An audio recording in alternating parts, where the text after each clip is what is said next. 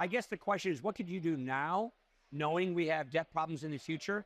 I think there's a couple of things Congress could do. They're not, but maybe they'll get something done. I think stablecoin legislation would be a good step in the right direction. That could be helpful. That could be done this year, but I don't see anything other than that on the horizon. Let's talk about stablecoin, because I've heard you say that actually getting legislation on that could help treasury auctions. And when you said it, I said, what's the connection there?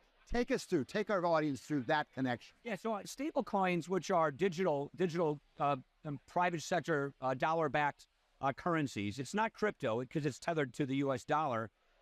They have to have dollar-backed assets. They have to have treasuries or cash to back those stable coins.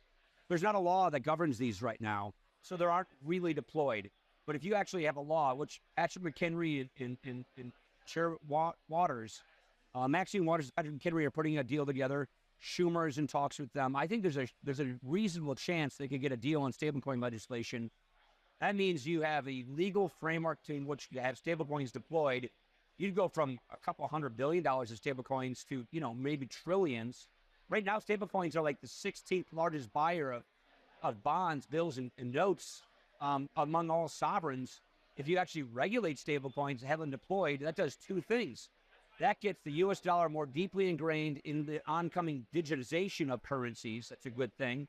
And you create new consumers' demand for our bonds because they have to have those to back up the stablecoins. So more demand for treasuries, more use of a digital dollar throughout the system to help better entrench the dollar.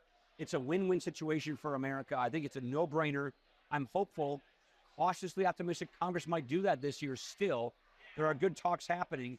And that's one thing you could do on the margin to try and, improve demand for our bonds and improve dollar.